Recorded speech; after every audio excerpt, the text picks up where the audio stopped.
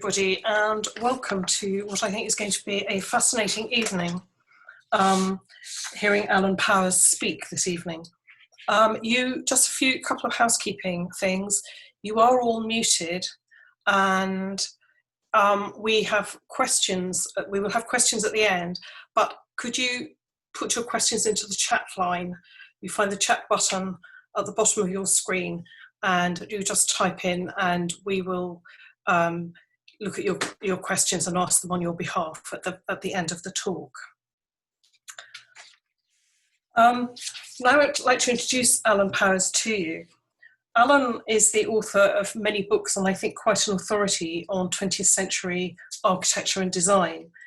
And his latest focus is Paul and Marjorie Abbatt, who are really influential toy designers from the 1930s onwards, really. I think their influence is still with us.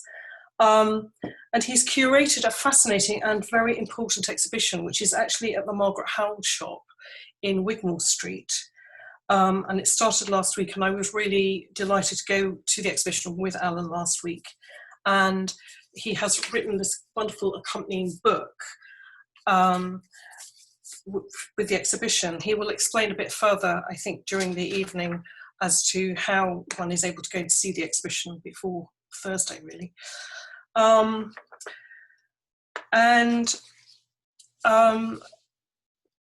had a long interest in Paul and Marjorie Abbatt, so I really do think this is a very, very important exhibition book, and I'm sure the talk will be as well.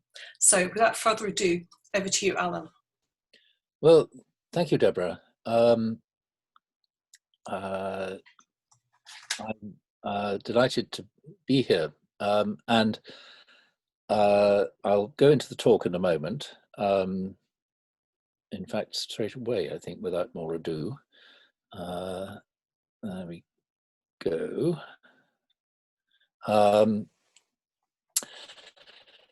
This is a talk that's really sort of adapted from the story as a whole to highlight the interaction between Paul and Marjorie and certain émigré artists and designers. They don't form a major part of the story, but they're still extremely interesting, I think. In addition to that, I'm talking with particular emphasis about their own European travels and some of the influences that stimulated them to get started in the first place.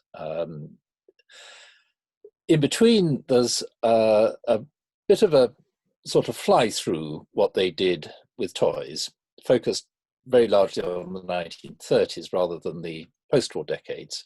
I just wouldn't have time to put everything in. So this is only a slice of the story that you're getting here. And it is a fascinating story. I had a wonderful time researching it. I've been very lucky that even during lockdown, I've been able to carry out quite a lot of research, not everything I'd like to do, but it is the first book on the subject that I've produced, which I hope doesn't get too many things wrong. Meeting Deborah Jaffe again recently after a long interval since we last met, I've learnt many more connections, but I don't think anything in detail has been proved to be badly wrong. So that's the most I can say. My interest in toys in general, I think, results from never having properly grown up.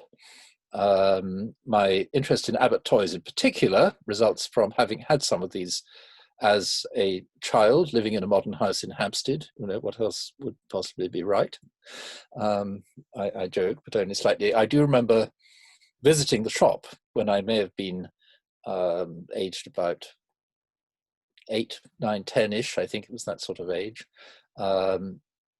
So I have a sense of connection, and since becoming a historian of interwar British design, I've found this a very interesting part of an intersection with other people I've studied. Erno Goldfinger, whose name is on the screen there, the architect Oliver Hill, and a number of other people. But doing this work has taken me into other fascinating areas that I had an interest in, also about thought about children and child development within the context of modernism, within the context of British education and progressive movements, and so on. So this is all about the book. You can order it from this website. Design for Today is all you really need to know in order to find it, and it is not bad value at £25, I think, beautifully designed by Lawrence Beck. The publisher is Joe Pearson, and you may know some of his products already, with working with contemporary graphic artists as well as looking at sort of classics from this mid-century period. The exhibition, I show you here the photograph of part of the installation in Margaret Howell's shop in Wigmore Street, right next to the Wigmore Hall, which is rather charmingly just round the corner from the original Abbatt shop, which you can see in the background of that photograph, as designed by Goldfinger. The shop is now a bar. It's a Be at One bar, all dressed up for Halloween when I last saw it. Some of the sort of lineaments of the facade can still be seen there. It's not a complete write-off, although inside it's very different. And Margaret Howell's also have their calendar for 2021 on the Abbatts theme, which you can see here. Just to tell you about the prospects for the exhibition, the shop will have to shut on Thursday, unfortunately. So if you're really keen to see it and can get there before Thursday, do try and do so. It was due to come down on the 15th of November. What they are hoping is that if the lockdown ends on the 2nd of December, some of it will need to be cleared out of the way so that they can get on with their real business, which is selling beautiful clothes. But some elements of it will be able to be retained. And I hope this is possibly the first of further exhibitions that might take place around this theme, because it's clear there's a lot of interest in it. And it's interesting, if one could do it, to put Abbatts in the context of other people who were working on similar lines. So on now to the substance of the lecture.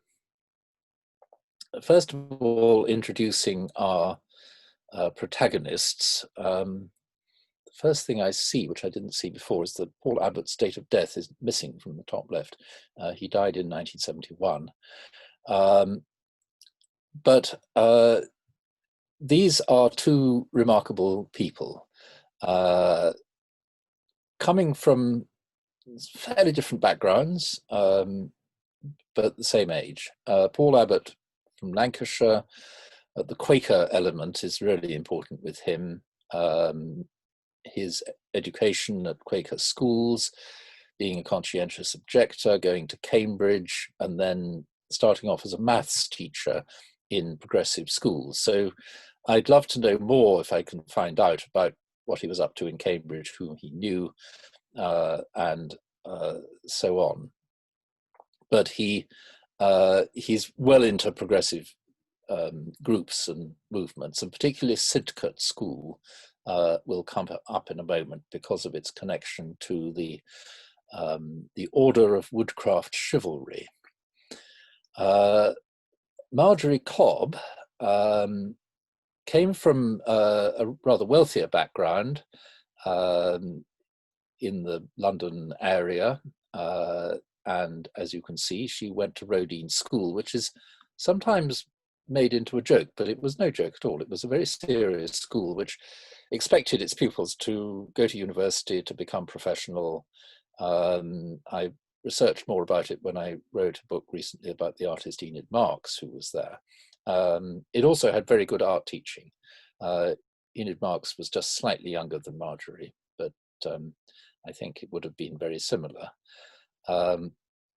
So in spite of her parents being very shocked at the idea that she should go to Oxford and not simply stay at home and look after them, that's what she did. And at Somerville, it was really kind of strong, dedicated feminist group. One gets this impression, particularly from reading Vera Britton's Testimony of Youth. Quite how kind of tough it was, and the dons there were really sort of driving the students, saying, you've got to succeed, you've got to beat the men. So she, I think, takes on this attitude quite strongly, and it's a fantastic liberation from her rather stuffy family. She's meeting really clever, interesting people, and goes to London to study psychoanalysis and speech therapy. And again, I'd love to know a bit more about what she was doing then.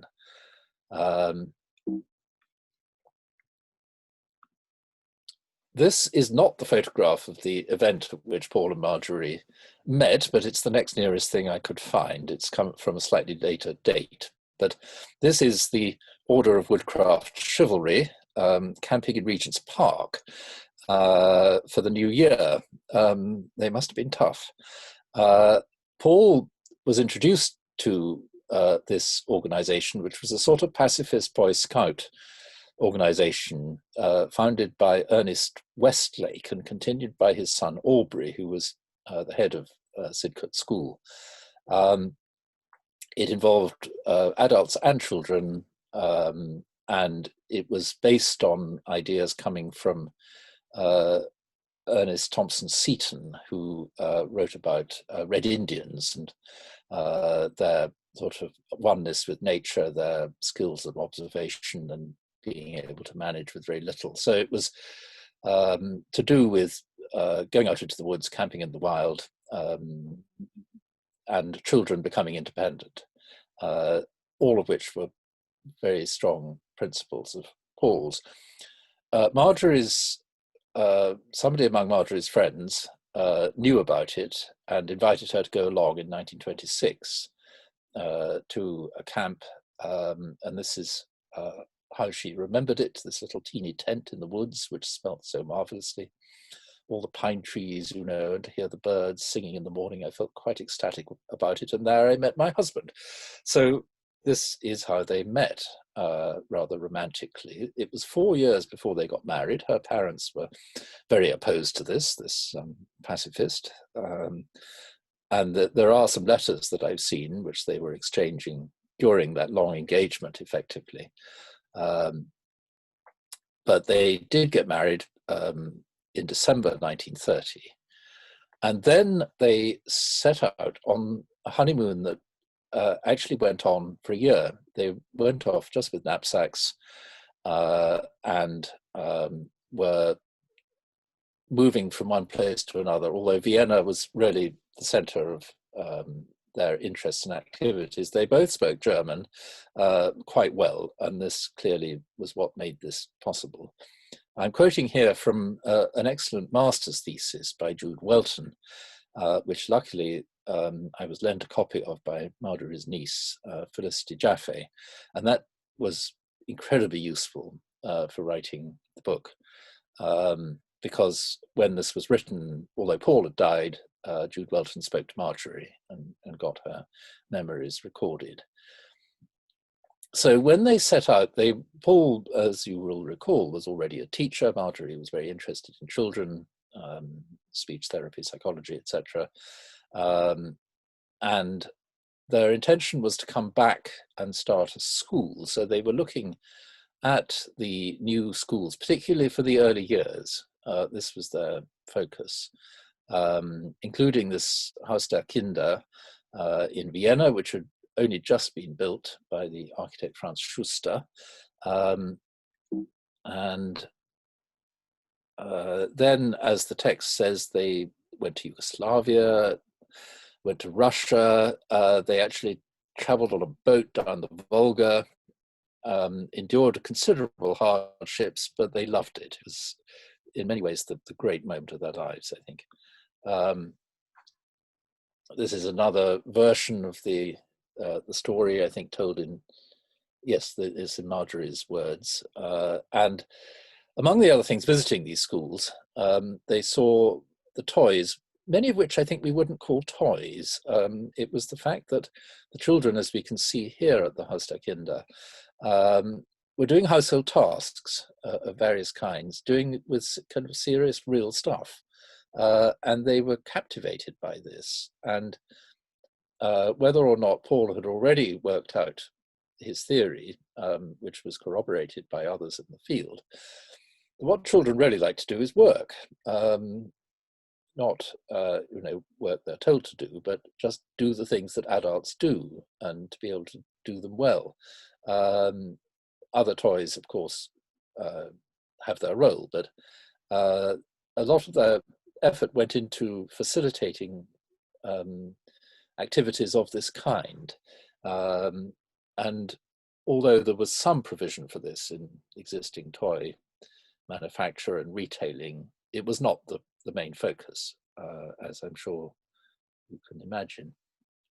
One of the people they visited was Franz, who in fact was already quite well known in Britain, largely as a result of the efforts of Francesca Wilson, who was in Vienna after the First World War doing sort of relief work, met him, was excited by what he was doing with child art, and had a campaign to raise money to keep his classes going. And you can see here there's an exhibition of children's art in 1920, and then Francesca Wilson sort of took this on as her cause. And here's a quote about her. Here's her picture. Quote from Susie Harris's biography of Nicholas Pevsner. She comes into that because when Pevsner first arrived in England, she was somebody who befriended him. She had very good German. She enjoyed talking to him. He lived in her house in Birmingham, which was known as a sort of safe house for refugees of all sorts. And she helped to get him established in Britain.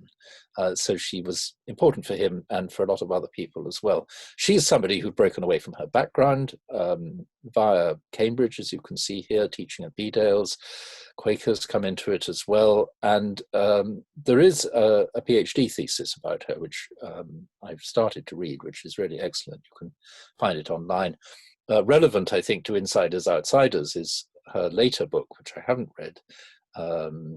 They Came as Strangers, the story of refugees in Great Britain, which was published in the 1950s. She had a long and very productive life. So she's somebody I should be interested in the question and answer if anybody here has heard of her or knows about her. She's one of these many undiscovered people, and many of whom indeed are women. This is what she did in 1921 in aid of Franz Cizek after the war and financial crisis in Austria. He lost his funding, and so she was raising money so that he could keep going and doing this nice little pamphlet with color plates for the Children's Art Exhibition Fund. And there's a sort of list of great and good people from the world of arts and society. Really interesting grouping. One could probably construct a whole world from those names there. So the fact that the Abbats went to seek out Chiswick is not surprising. They would surely have known that this had been happening. And this is Paul writing in a very obscure place, but luckily I was able to find this in the Abbatt archive at the V&A, 1957, a New Zealand journal, in which he says a lot about this trip. And here, putting this emphasis on the children doing everyday tasks, not made childish by decorations of the Mickey Mouse kind. This is a clue, I think, to the Abbatts' modernism in the form of, good plain objects, no fussing them up, and no sentimentality. So those are scenes from an English publication, 1938, showing the Haus der Kinder, with a variety of activities, indoor gardening, washing up, serving meals at a table, and so on. They also recorded in a slightly random and haphazard way other things that they'd seen that inspired them, like the nest of boxes they found in Leipzig, presumably at the toy fair in Leipzig. The fitting toys, which I think probably means this posting box here, which they manufactured, and it was always in their catalogues. What you see here is a version of hammer pegs, which was another standard staple. Now, they didn't invent very many toys. One of the things I discovered was how much they were quite willing to admit they'd taken the ideas from other people. I don't think intellectual property in this sort of area of toy making was seen as terribly important. So people were borrowing each other's ideas a good deal, and America comes into it too. What you see here is the first train, so-called, designed by Anno Goldfinger and done in very bright colors. It's a shame we don't have these in color. I've still not been able to track down an example of it anywhere. The sort of idea behind this, it's the first train, doesn't have any wheels, because actually to play with a train on a floor, you don't need wheels. They're only liable to come off and make it more expensive. It's very solidly cut out of wood. You can load things into the trucks and take them on a journey.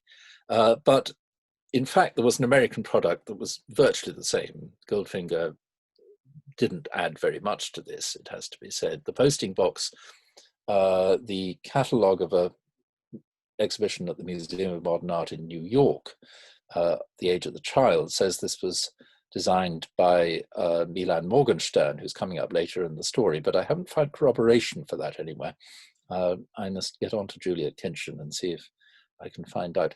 Froebel comes into it, but only a little bit. There are Froebel bricks, of which there's an image here, which bear a relationship, but not an exact one, to the Abbatt bricks that were done, which I'll talk about, and you'll see that they are derived from a different source, in fact. Did they know about the Bauhaus? There's only minor evidence that they did. They could have seen or heard about these toys by Alma Sithoff-Büscher, who's really the Bauhaus's best known example of a toy maker. And indeed, Nicholas Pevsner himself owned a version of this sort of cupboard installation that she did originally for the Haus am Horn at Weimar. Although they had dealings later on in the 30s with different people who had Bauhaus connections, it's not clear that they knew about Alma Sithoff-Büscher. They never referred to her. They just had a rather generalized view of the Bauhaus. This is something that I think if anybody knew about it at all, they tended not to know very much. There was relatively little information in the British press until really the end of the 30s. This is a subject I tackled in an earlier book called Bauhaus Goes West that came out last year.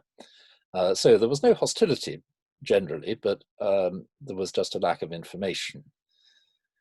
What they did clearly know about was these toys by Ladislav Sutnar from Prague, because they're illustrated in this image here in an article written by Paul Abbatt in Design for Today magazine. Same name as my publisher, and that is intentional because the editor was Noel Carrington, and Joe Pearson is a great fan of Noel Carrington. Again, we realize how much we miss with black and white images, the strength of color of these toy factories. Now, one might think, well, didn't the Abbatts go and produce toy factories and things? And they didn't, actually. And they wouldn't have done, I don't think, because whatever Sutnar saw in a factory as being a sort of exciting thing, they would not have shared. It was rather against their sort of pastoral vision, I would say. But there are also English sources, and we were not so far behind in terms of progressive education. Margaret Macmillan is acknowledged as the pioneer. She didn't have very much funding. Her buildings were never very sort of notable or permanent, but she did remarkable work in the cause of early children's education, particularly of very poor children. And some of the toys that developed in her nurseries were indeed taken up as Abbatt products, like the sorting board, which is this one here, and the box of shapes here. Very simple ideas, but here in this early catalogue, they are acknowledged as coming from Margaret Macmillan's schools. By this stage, Margaret herself had died. Another very influential figure is Susan Isaacs, a figure who's received, I think, increasing attention recently for the whole of her life's activities. But the sort of crux was when she became head of Maltinghouse School, or Maltinghouse Garden School it was often called, an extraordinary project in Cambridge promoted by a Geoffrey Pike, who at that point had plenty of money to spend on it in order to give his son the kind of education he felt he should have had but didn't, and advertised at great length in the New Statesman for a head of the school who'd never done any teaching before. This was the qualification. And Susan Isaacs applied for the job. It could have been written for her as a job description. She already had a varied career, oddly enough, coming from the same small town in Lancashire near Bolton that Paul Abbatt came from. The families knew each other slightly. They were slightly different ages. So this was adventitious, you could say. But here she is at the Maltinghouse with a group of children, and they were mostly the children of academics. We know quite a lot about them in their childhood, because in her books, this one and others, they are the sort of source of evidence for child behavior, and their conversations, their activities were all noted down day by day. So this was a sort of research experiment, partly, into what children do if you don't sort of guide them too far. I mean, they did quite dangerous things, but she had tremendous confidence that they wouldn't come to harm, and they didn't.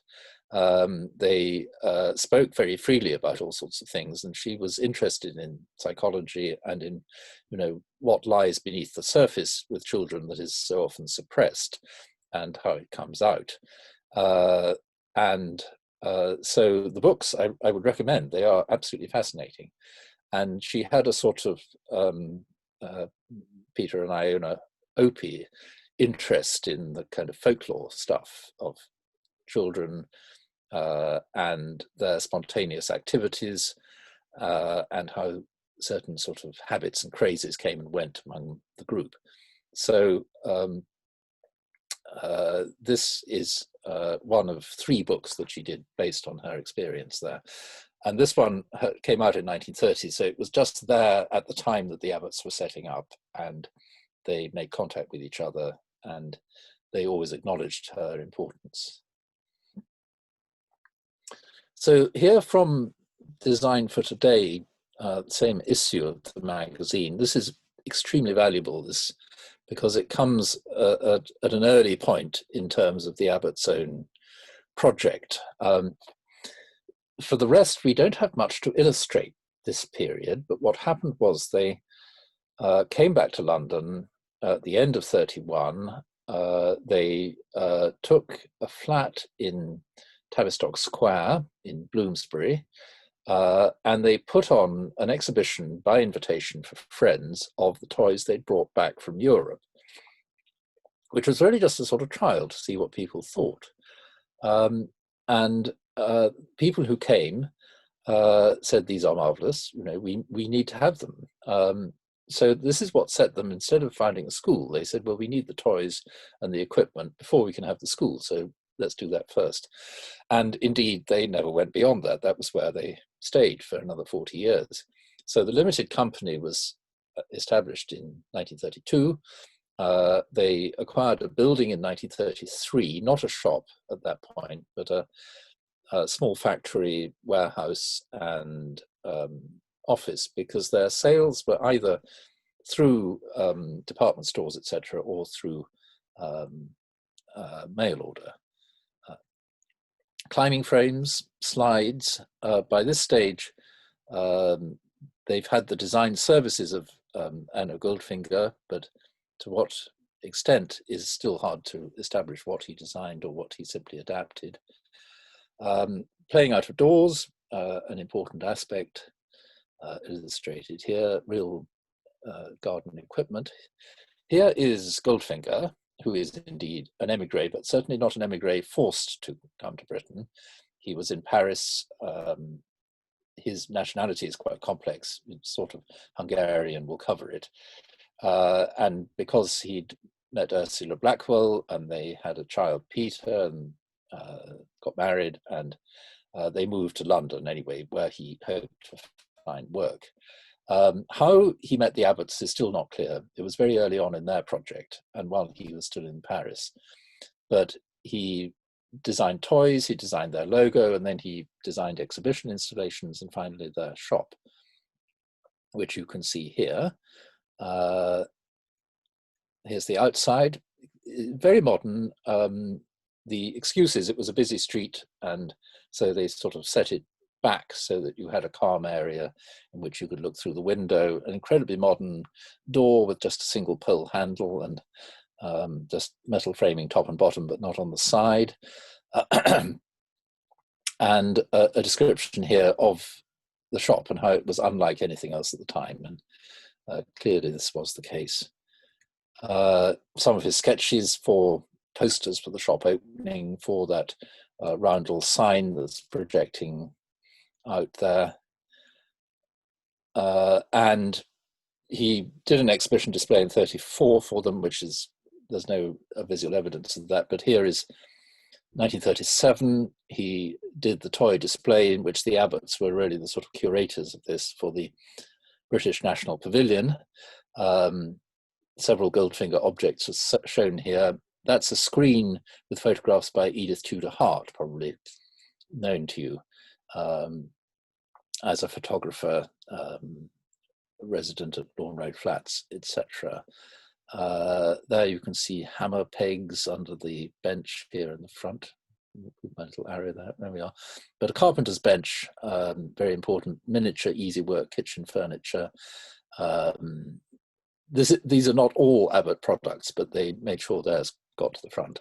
And these are furniture units designed by Goldfinger for nurseries and schools, which you can see here. These are actually sort of miniature versions of them in the RIBA, plus the plywood furniture, which appears in the catalogue just once, and I think didn't last very long as a range. A toy cupboard with toys, and his alphabet, which was in the catalogue for a short time, and you can see an example in his house at 2 Willow Road. 1938, he designed this exhibition display for the Mars Group exhibition, and there's actually a photograph of young Peter Goldfinger with his mother Ursula there, which is rather charming. Plus the first train taking a prominent place in the front of the photo there, and a rocking horse by the Danish designer Kai Børsen, of which we have an example in the exhibition. So I'm hastening on. I realize I put too many slides in and time is slipping away. This is a house he designed for them that never got built. This is our first sort of, well, genuine emigre, Franz Singer, somebody I wish I knew a bit more about. He had been a student at the Bauhaus. He worked closely with Friedel Dicker, and they did nurseries and toys and kindergarten in Vienna, which I suspect is where they met the Abbatts. They invited him to help with this building in Midford Place, the little factory, which Goldfinger was also designing. And I suspect it's a way of bringing him to London was slightly later that he did work for John Lewis on the restaurant interiors of the Oxford Street store. He came in 1938, apparently on a commission, and because of the Anschluss, he remained in Britain to the 1950s, working, as one of the sources said, for the Blackboard and Toy Company, and I have never heard of this. Whether this is a mistake, I don't know. In the photograph collection of the RIBA is this little pavilion attributed to him, which I don't doubt. It clearly is an Abbatt product. If you zoom into the photo, you can see these puzzles here on a rack, which are Abbatt products, and that alone confirms it. This is also one of their products here, the fun boat. So this appears to be a sort of trial installation, perhaps in front of a school. Can't really make it out. Maybe the only one that was ever made. But Franz Singer does play a part in there. In the season, it looks as though they're sort of going out of their way to find him something to do. This is moving on here to the bricks, which are based on H.G. Wells, who did this book about bricks. That's one of the photos from it, in which you can see they're full of colonial and imperial sort of scenarios, which have been set up by the Wells boys who are there on the floor. The Abbatts were strongly anti-militaristic. They wouldn't have any toy soldiers in their range. This is their own photograph of a boy having done things with these bricks, and there are some of the actual bricks set up as a tableau. So the virtue of these was the size of them. They were big. You could build something quickly.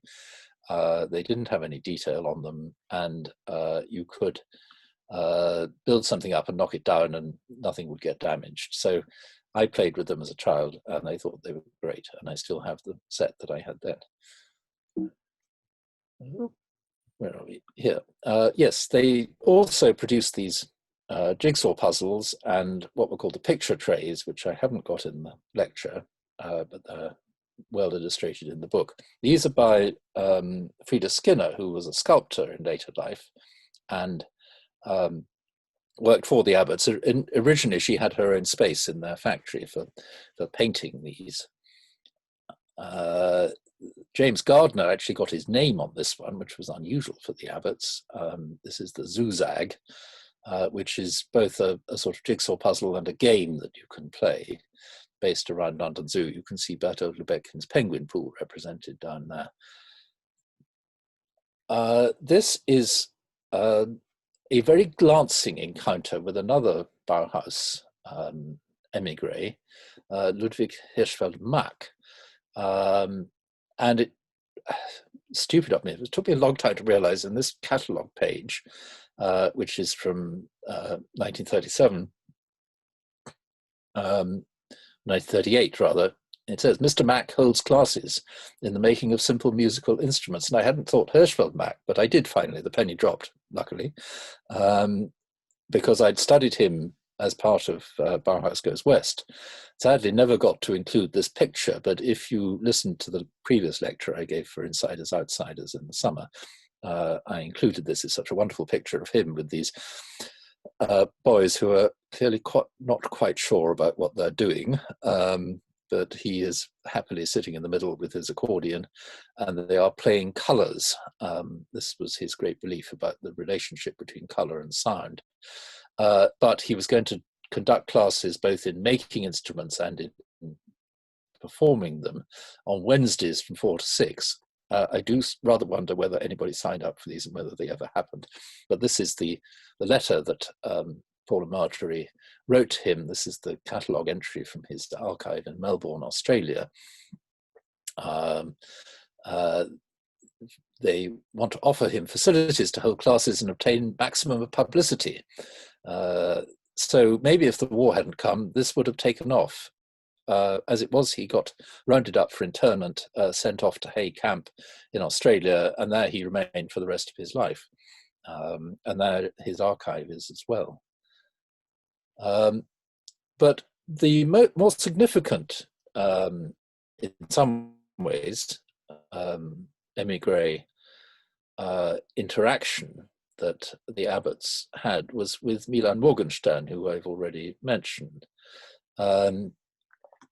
Again, it's slightly confused from different accounts how they met. It was during that honeymoon year in 1931.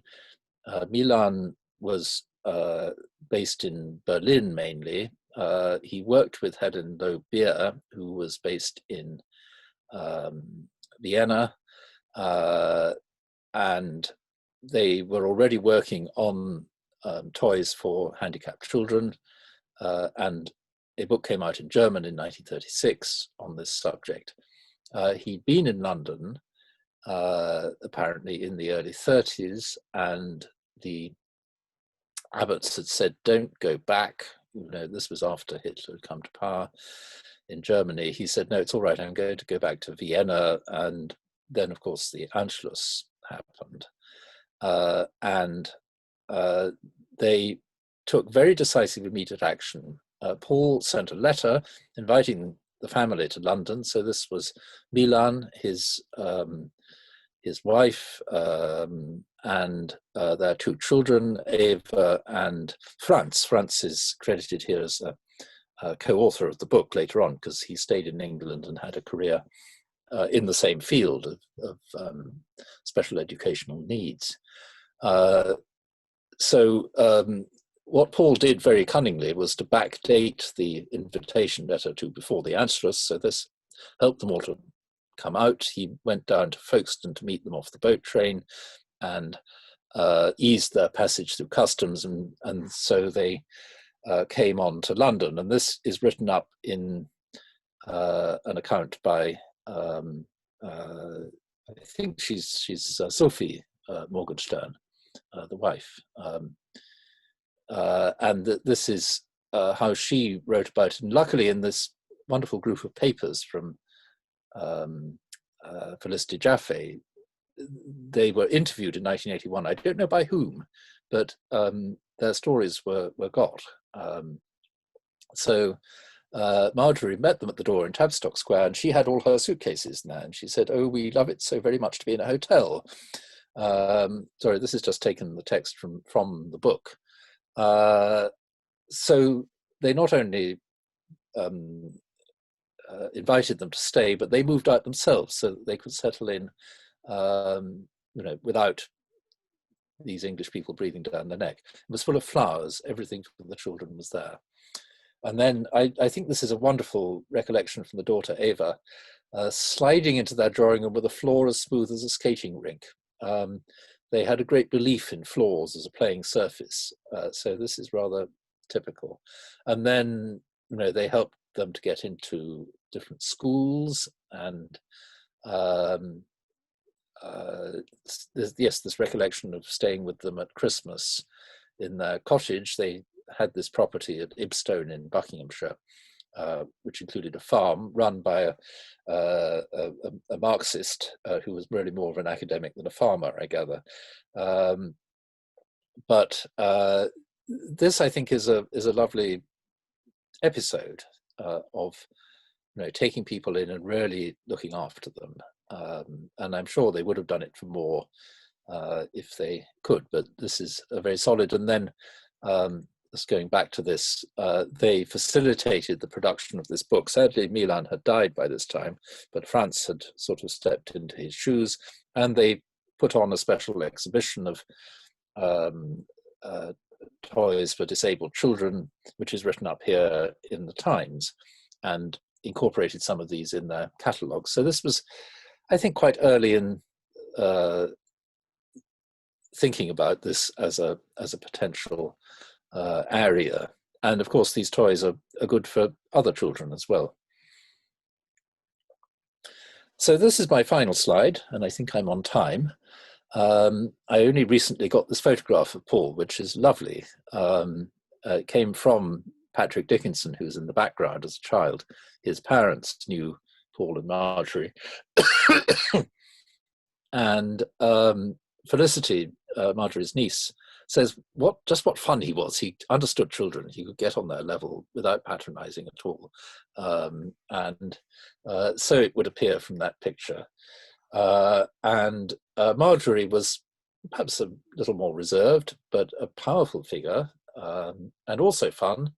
Enjoyed going out to restaurants, having a drink, and they worked together as a brilliant team. Apparently, they sort of thought with one mind, and they went beyond just having a shop. They set up Children's Play Activities Limited, which was, although constituted as a company, was really a charity for education, research, international cooperation in toys in the 1950s.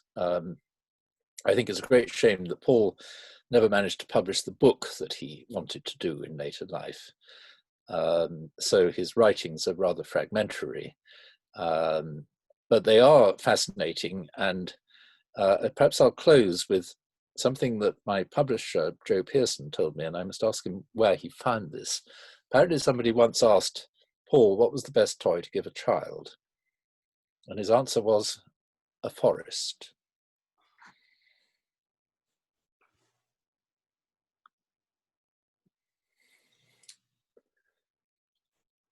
Well, thank you, Alan. That was absolutely fascinating.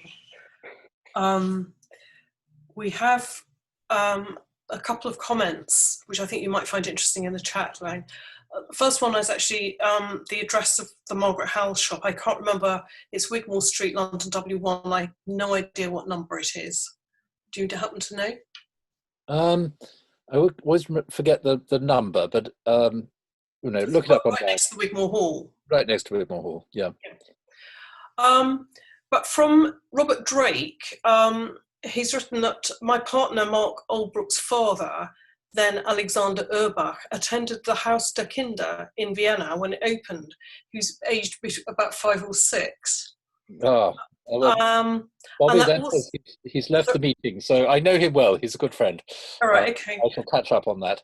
And also that when Robert was at the Grassi Museum in Leipzig in 1998, there was an exhibition on Czech toys, including Somna. He said they were very colourful, but not at all consciously progressive. So please do continue to put comments or questions into the chat line, and I'll keep my eye on them. There's so much there, and Alan and I have discussed the Abbatts quite a lot recently. But I like the last slide you had of Paul, because my reading of Paul is that he had a great eye for childhood and for toys and everything, but he also understood about the sort of quite subversive nature of childhood, of play, of that maybe the adult could get too involved. And I find that sort of quite a contrast between some of the purity of what they were selling in the shop. I don't know if you want to make any comment on that. Yes, there is an apparent dichotomy there, I suppose. But something like a climbing frame, I think we were talking about this the other day. You can make it into anything you want it to be. It's all in the mind. So if the toy is too sort of monovalent, then it loses its power to be what you want it to be. He was certainly very into the idea of improvisation. That you can turn things upside down. You could use them, as children tend to use it for not what it's meant for. And it's hard to put that into a shop, isn't it? I mean, selling toys in a way was the wrong thing for them to be doing, but they did it very well. What proportion of their sales went to nursery schools and into the actual solid education area? I don't know how much was retail. What do you know? Are there any sales figures? Yeah, I haven't got any real figures, but a lot of it was not retail. It was to schools, mainly, I think, and that really kept the business going. And they were very good at issuing catalogues. Shall I answer some further questions? Yeah. When did the shop finally close? Well, Marjorie sold the business in 1973 to Educational Supplies Association. They carried on in the shop, I think, till about 1980, and then they they moved, presumably the lease came to an end, they moved to an address in Wigmore Street, but I don't know how much longer it lasted there.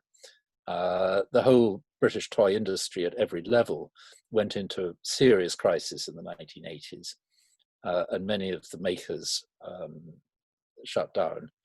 So yeah, it moved, and I could probably find out. Opening hours of the exhibition. Thank you, Ava. I remember we met at my previous lecture. The shop hours are, you have to look them up because they keep changing. I'm sorry.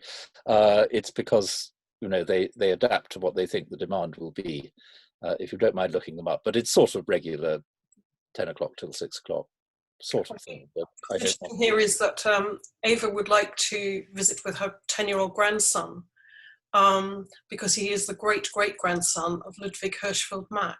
Yes, isn't that wonderful? So all these sort of wonderful family connections coming in there. Yes, thank you, Valeria.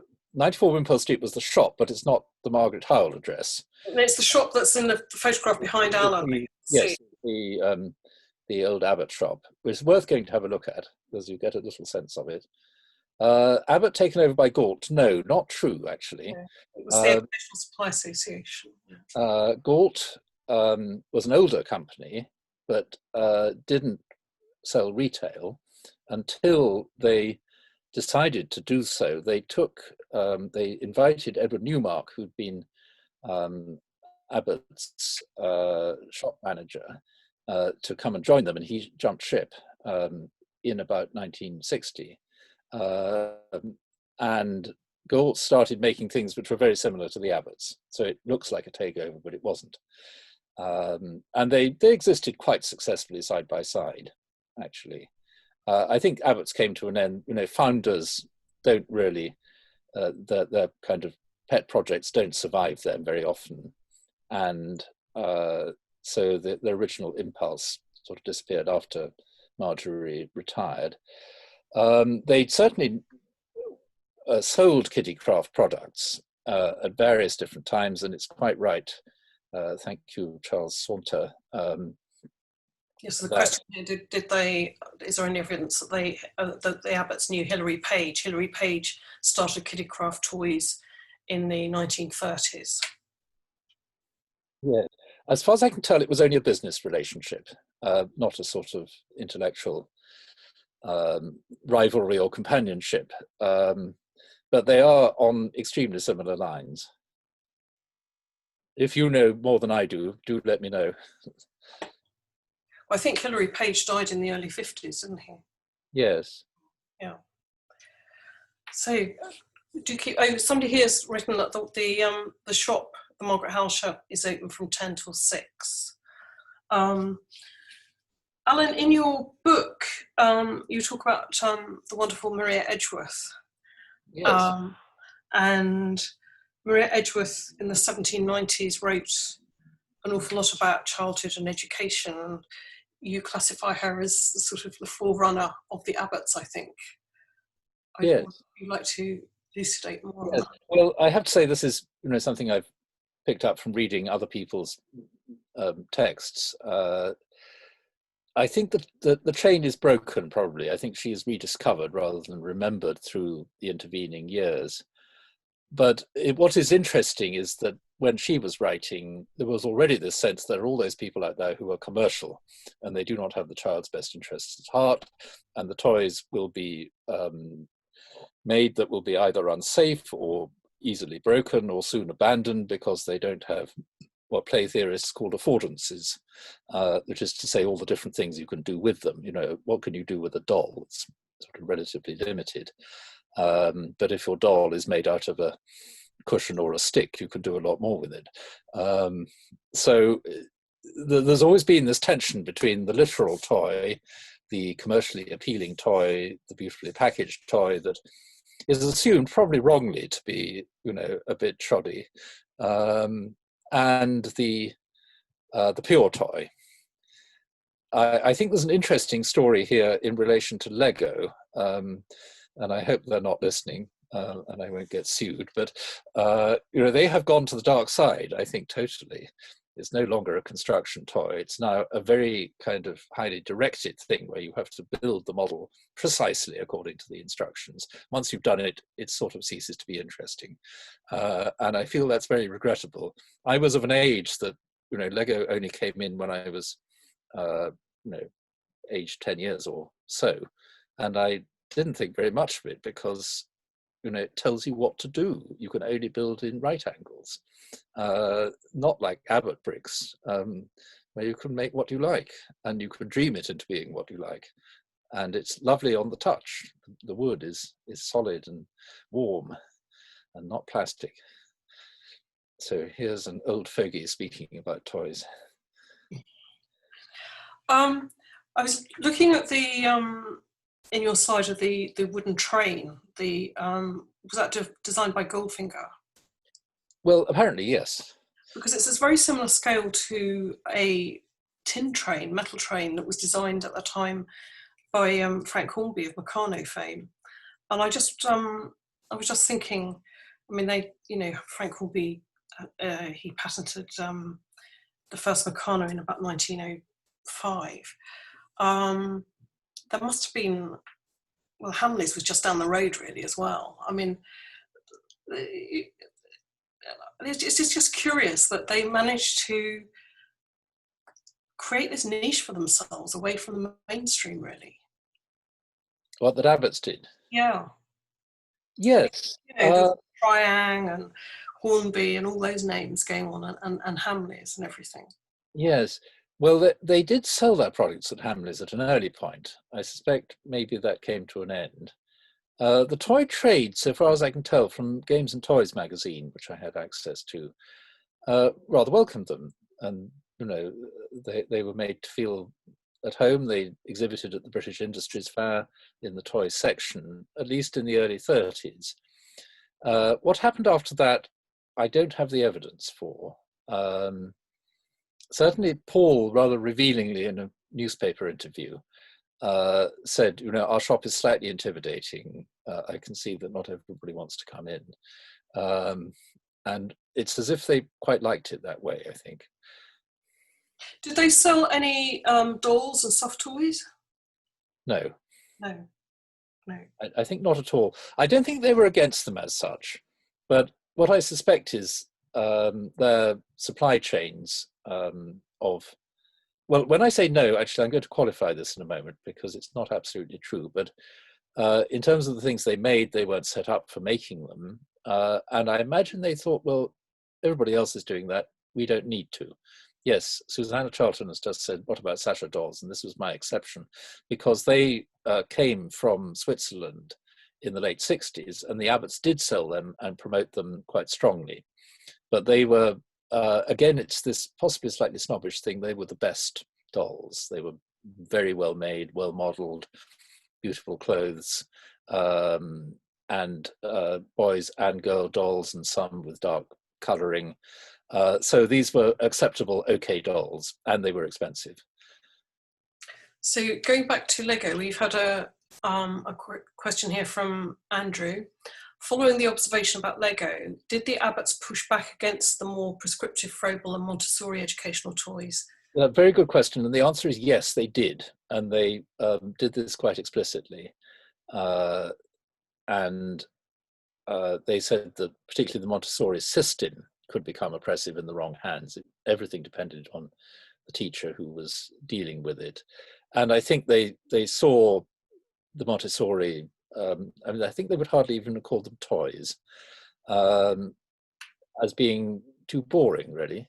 So when they did their picture trays, where you have a little peg to lift out pieces, which in their case would be trains or dogs or railway porters or something, they've got a picture on them, you can make up a story about them.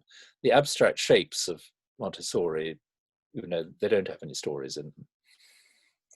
And somebody else here, John, asks, who owns the copyright intellectual property rights nowadays on the Abbatt designs? Well, I have been asked that question, and I don't know. There is a company in Stockport, Cheshire called AB Sita, which is, I haven't really got to the bottom of it, but it was founded by somebody whose name I have in the book and I can't now recall it, with his wife. She worked for Abbatts, and they actually sort of bought one bit of the business that obviously didn't go to ESA, which already had some presence in the Northwest. I'm looking forward to getting the story more fully sorted out. They are actually, if anybody wants some Sacha dolls, they have them on their website. So go and have a look. I have a feeling that ESA eventually sold out to E.J. Arnold, who were educational publishers in Leeds. Right. Whether, I don't know if E.J. Arnold is still going. They'll probably become something else. I'm certainly not aware that anybody is sort of demonstrating an active claim to the rights of Abbatts. At Margaret Howell's, they were rather concerned about the Abbatt trademark and whether they should use it, because they are in the business of trademarks and intellectual property themselves. And so we had a discussion about it and came to the conclusion that there was nobody that we knew of who could have any claim on it. I noticed the section you had on CZEC I found interesting. I discovered quite by chance a few years ago that there's a whole archive of CZEC paintings, children's paintings, at the Museum of Childhood. Yes, based on those exhibitions. Some of them done in Vienna and brought here. Yes, I think I vaguely knew that. And is that the right way to pronounce his name? I've no idea. You say it with much conviction. I don't know. No doubt I'll be... I think I've heard him spoken as Chiswick. Chiswick, right. Any Czech speakers here can help us on this? Ava, well, shall we unmute you? You are unmuted. Yeah. Tell us. I can't quite remember when I saw the name, when you had it up. Was there like an accent circumflex, but upside down on the C and on the S?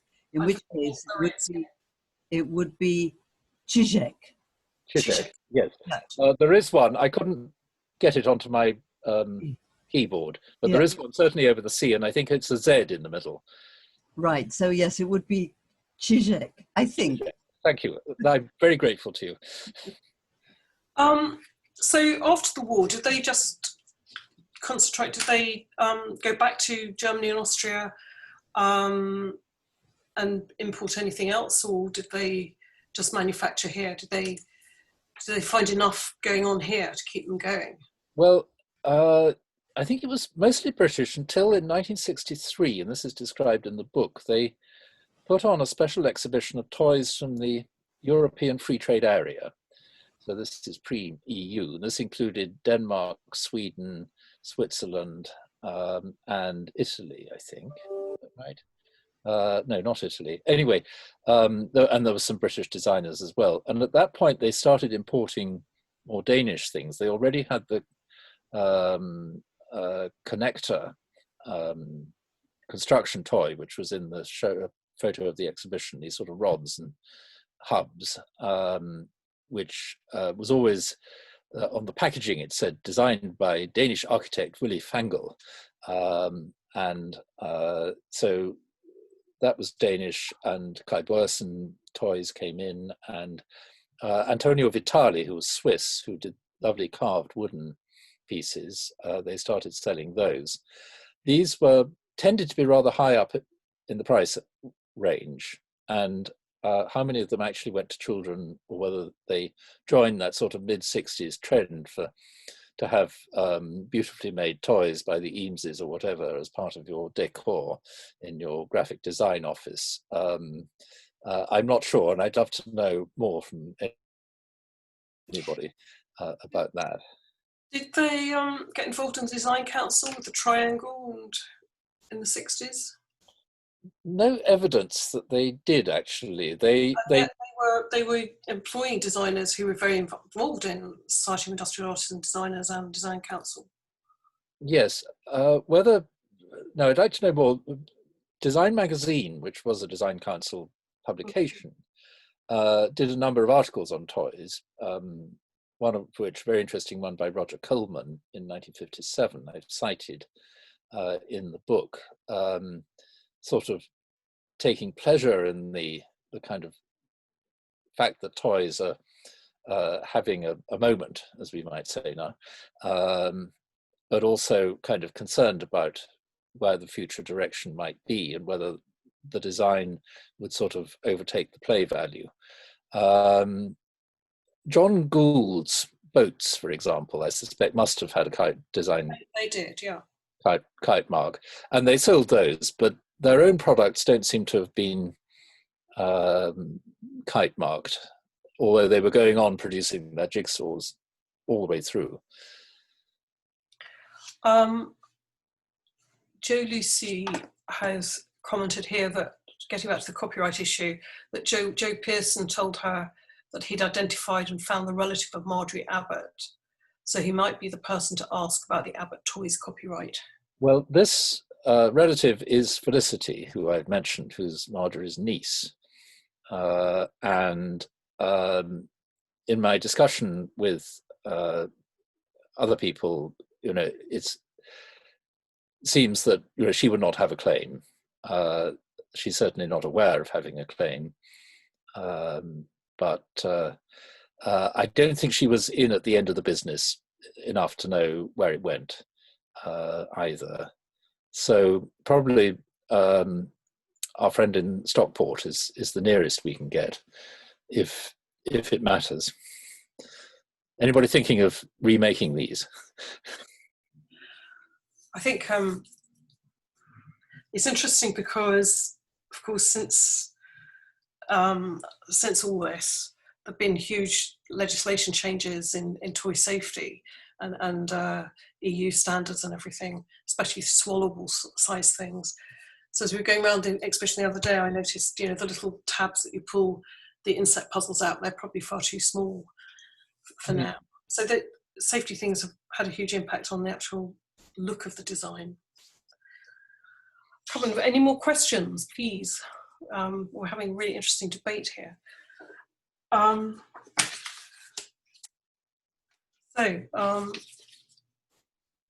Then Goldfinger. Did Goldfinger actually design any nurseries? Any nursery buildings? Not at schools, no. He did drawings for at least one and probably more, but they were all speculative projects. He did primary schools, two of them in London, one in Putney, one in Hammersmith, which are still going strong and have heads who are very invested in those buildings, which is lovely. And he did a secondary school in Haggerston. And I think retained a strong interest in toys and children, but he wasn't sort of absorbed in the mainstream school building processes in the post-war period, which were a bit kind of, it was a group who had their ideas and they didn't really want anybody else in it, I feel. And how long did the shop, the Wigmore Street shop, go on for? How many years? How long did it last? Well, it's something over 40 years, and I can't remember. Again, it's in the book, this moment where it shuts and they transfer it. I think it's about 1980. So it's, what's that, 44 years from opening in 36. And then I think it has rather a short life in Wigmore Street, and they only just move around the corner, but it's sort of towards the end. If you look at the photograph, it is the most fantastic photograph, and it's quite a big one in the book. But you look at the shop from the inside, and it looks so modern and contemporary for now. And then look out onto the road, and you see the vehicles outside. Yes, it's fun, isn't it? Move out of the way. People can see the car there.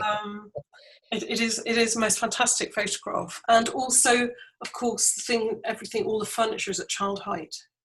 Yes, I don't think it stayed like that necessarily. These are the photographs taken on day one, probably before any child has even been in.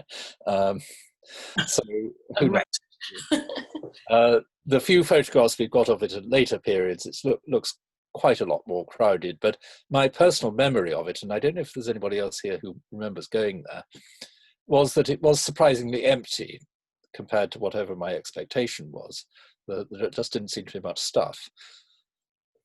Somebody's just commented, is that photograph from the RIBA photographs? It is indeed of Valeria, and I should have credited it, if not possibly have offered to pay for it, but it is from a wonderful set in the RIBA photographs collection. Right, right. So have we got any more questions to come? I mean, anything else you would like to add, Alan, that we haven't covered? Well, I see there's one more here. Critical. There's not enough documentation to know really what they thought about these people, except that you know, in many cases they went on selling their products at least, but they were very inconsistent and not entirely generous about providing their names. There are some products, and we're only guessing who the designers were because they're not in the catalogues and they're not on the product itself. Do you know how many designers they actually employed? Well, I should think 5 is the maximum of names we actually know. Right. But I do remember it was quite a place for a toy designer, graphic, especially somebody involved in graphics, flat material, to be designing for Abbatts was really quite a coup. Yes.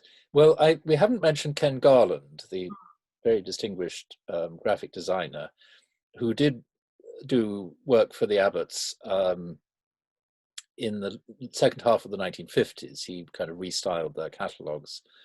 And then he left to go off and work for Galt with Edward Newmark. So then they employed Donald Wilson, who I'm only really recently finding out about, who had a strong interest in toys, married Audrey Stevenson, who was even more interested in toys. Don Smith, not Don Wilson. Don Smith, sorry. Don Smith. Yeah. So they were designing the catalogues through the 60s, almost to the end, and they have a very distinctive graphic style, not unlike Ken Garland's in a way. So everything seemed to depend on who they knew. You know, they'd find somebody to do something, and it's as though they didn't have very strong ideas of their own, but people walked into their lives and, you know, did something with them. So we've got another 2 questions here. How many state schools had Abbatt's Toys? I haven't a clue how to answer that. But there weren't enough private schools to keep that business going. They must have gone into state schools as well. And do you think the development of the preschool playgroup movement helped them? You know more about that than I do, I'm sure. I think it did.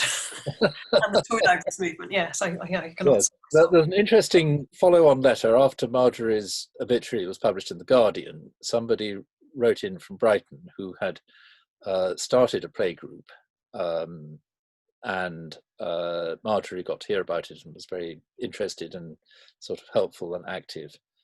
Oh gosh, thick and fast they come at last. No. How long did he? Sort of dropped out around the time of the Second World War. The correspondence in his archive suggests that they began to get a little bit kind of scratchy with each other, although they remained friends, I think. The Abbatts didn't have any children, and I think that was a sadness, but that was how it was. Then this last one, the Museum of Childhood is a good source for finding the credit of the right designers. Well, the Abbatt archive is in the Museum of Childhood, isn't it?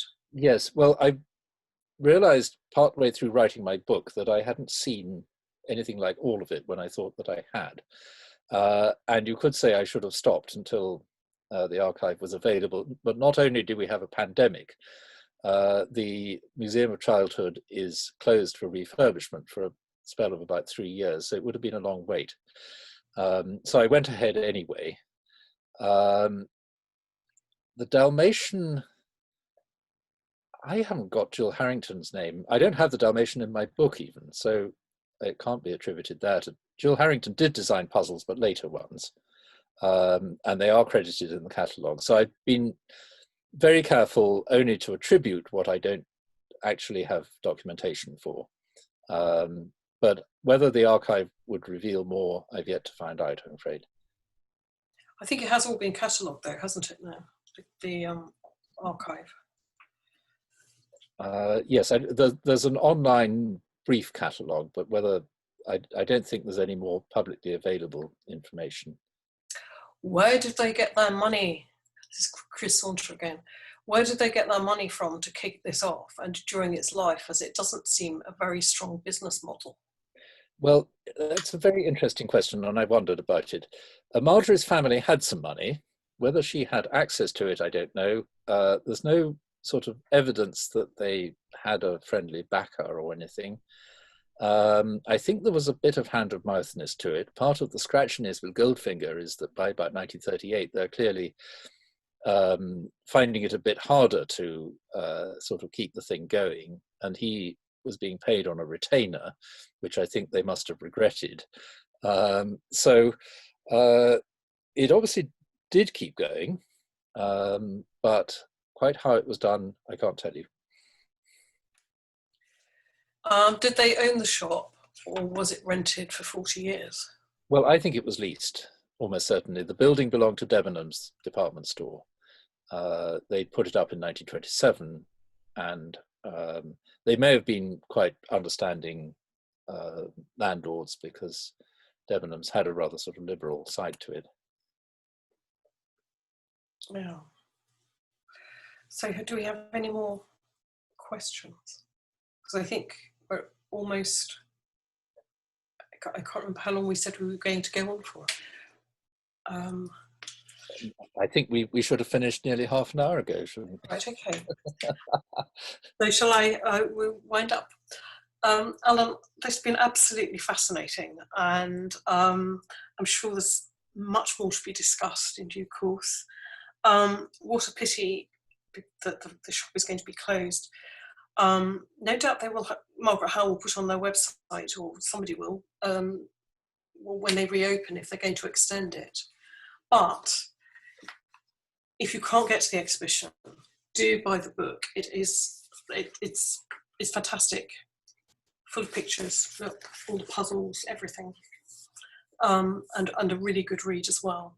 So we can't clap, but thank yous are coming in already. And thank you very, very much, Alan. Thank you. Oh, thank you all for coming. Right, got thumbs up there. Thank you.